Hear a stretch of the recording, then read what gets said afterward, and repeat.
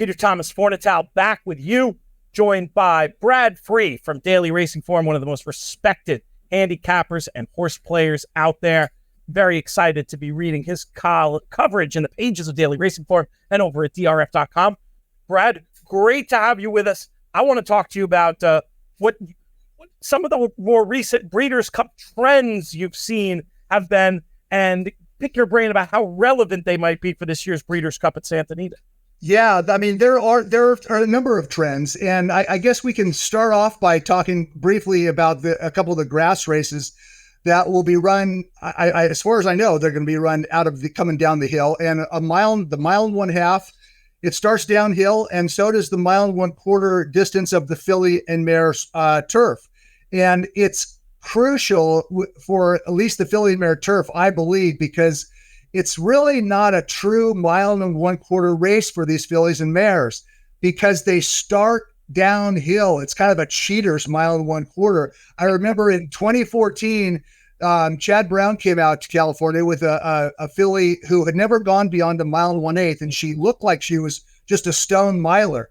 Day at the Spa, got loose on the lead, and she was gone. So I bring it up because you look at the distance of some of these races, filly mare turf, and you go, well, maybe this horse can't quite get the trip.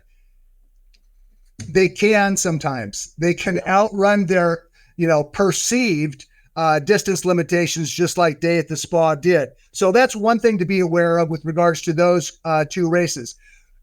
Santa Anita in general is similar to racetracks across the country when it comes to dirt racing. And the longer the dirt race is, in my opinion, the more powerful early speed becomes. It's called the universal bias. Speed is the universal bias on dirt. And to me, it's more prevalent the longer these horses go. The farther they race, the more important tactical speed becomes. Look, in sprint races, you're going to get a fast pace to run at most of the time. But going 2 turns, it doesn't always happen. And looking at the prospective field for the richest race of the weekend, the Breeders' Cup Classic, honestly, I'm not sure, unless Saudi Crown goes out and commits suicide, isn't Arabian Night going to be loose on the lead? And I love speed and long distance dirt races at every racetrack, every dirt track, and specifically at Santa Anita. Now, let's talk briefly about the Distaff because there's a little bit different situation.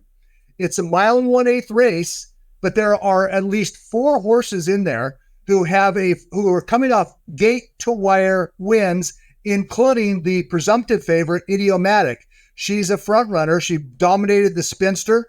We have Adair Manor, locally based. The fast 3-year-old randomized and search results also won her prep in the Locust Grove by racing gate to wire. So those are 4 horses. And I would probably narrow it down to 3 because search results doesn't require the lead.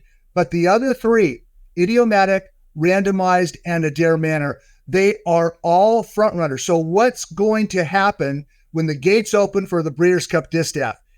There is the potential, at least, of a speed duel. And we saw what happened at Del Mar a couple years ago when Latruska got into some crazy pace meltdown with some long shot. They ended up finishing last and next to last. And what happened? The Japan shipper March Lorraine rallied from last and blew up the tote board. I'm not saying that will happen in this year's Distaff, but all the ingredients are there for a potential pace meltdown. So we'll see how that. I still prefer speed in long distance dirt races, but the Distaff and the Classic are 2 completely different scenarios with regards to the pace situation. Like we were talking about earlier or in another video, depending on where you're watching this, it's really those fundamentals of handicapping that need to supersede any preconceived notions. But certainly having that idea that it doesn't take quite as much stamina to get the 1.25 miles or 1.5 miles because of starting on that downhill course. That's one very specific thing about Santa Anita in terms of a trend that we've seen play out at other Breeders' Cups that I'm very glad you highlighted. What else have you noticed in terms of Breeders' Cup trends, whether we're talking about previous Breeders' Cups at Santa Anita or maybe just something you've noticed over the last several years that has an impact on the way you're going to be studying these races? Well, let's just talk briefly about a couple of 2-year-old dirt races, the juvenile and juvenile fillies. You know, by and large, these races have run true to form. And when there's a crazy bomb, a couple of things can happen. Either all the favorites completely misfired, or there was some highly unusual pace scenario that unfolded.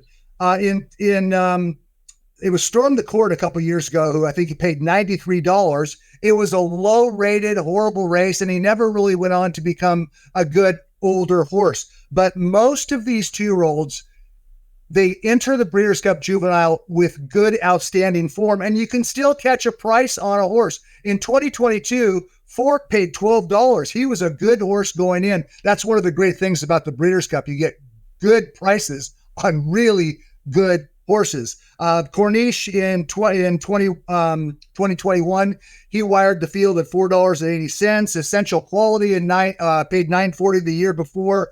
Game Winner paid $4 in 2018. And I like to look and see where all these winners can't come from.